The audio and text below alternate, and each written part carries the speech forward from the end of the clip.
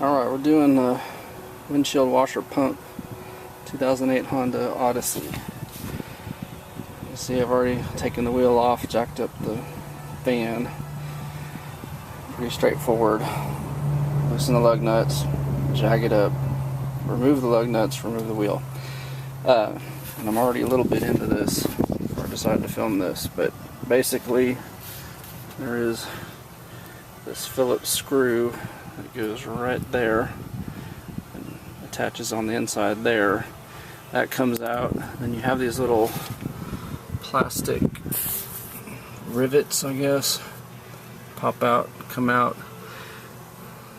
You may or may not have to remove any of them. You just need to look on your panel, but basically you just need to free this panel from here, and you'll see in there, this is where the washer pump goes. And so it disconnects this electrical connector real easy, and these two hoses. And if you have fluid in there, I just used a pump to suction it out the top.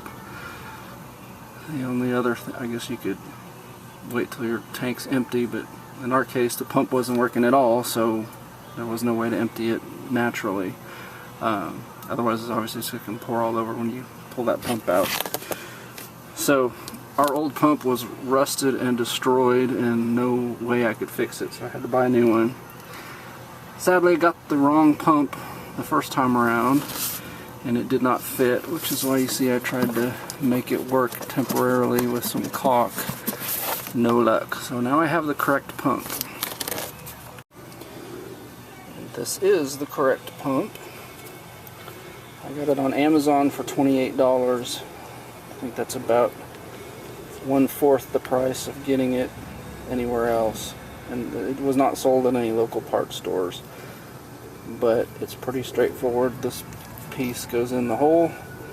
The hoses connect to these two sides and the electrical connector on there. So now that I know how to do this, it's like a 5-minute job, but I swear trying to figure out what I needed to take apart to find this thing was what took all the time. So once you know this part, it's an easy job. We're gonna pull this plastic back, and that just fits right in there, and it creates a seal when it pops in there so it won't leak. And the electrical connector connects on the top. Oops. Kind of hard to do it one-handed with it holding the camera, but alright, I'm gonna do this two-handed.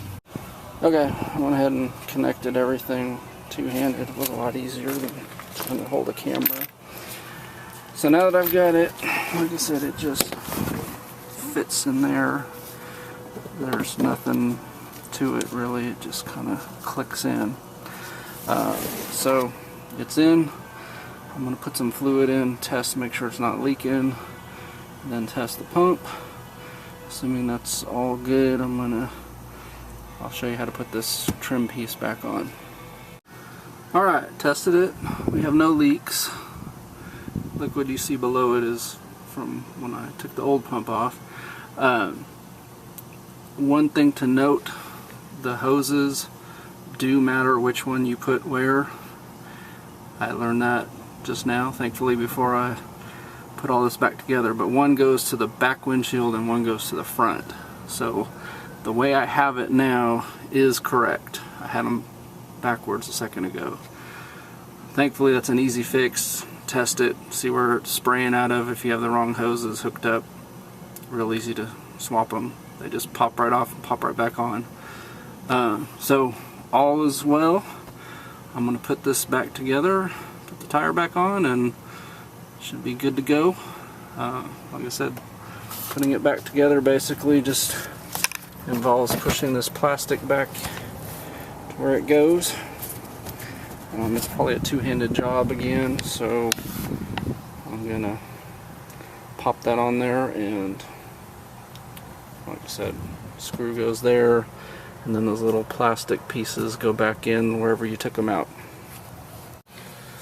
Alright, I wrestled the plastic pieces back in the way they were originally, and then the screw, like I said, just goes there and it'll connect those two pieces. And then when I pulled this panel off, basically every one of these plastic pieces was dry, brittle, and broke. So I bought some more off of Amazon. There's 8mm and 10mm. Okay, these are the little clips that seem to fit. So far, every spot has been this size and not the 10mm size. I bought both. I think they were like $5 a bag or whatever. But like I said, most of them were broken. But you see, I've replaced one there and one back over here. Where'd it go? Anyway, so there's a couple places I gotta pop these in, but they're real easy. Just pop them in the hole. Whenever you have the wheel off, it's always a good idea to check the brakes. Pad appears to still have good life. Nothing real obvious wrong.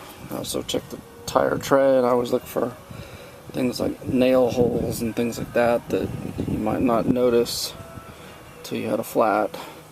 Tire looks good, so I'm going to pop it back on. Remember, you're going to put the lug nuts on in a cross pattern, so like 1, 2, 3, 4, 5. Hand tighten them, lower the vehicle, and then torque them to the proper spec. I believe this van's 95, that's what I've always used, 95 foot-pounds, using a torque wrench. Again, same pattern, 1, 2, 3, 4, 5. Okay, I have them on hand tight, not like torque down tight, but just, you know, so the wheel's not wiggling. It's on there, but I know they're not torqued properly. I don't want it real tight just yet. So lower it. Switch to the torque wrench, which is set to 95 foot-pounds. I'm going to go in the star pattern that we talked about. And hopefully, if I've done this enough times in my life, hopefully this won't take a bunch of turns to get it where they need to be.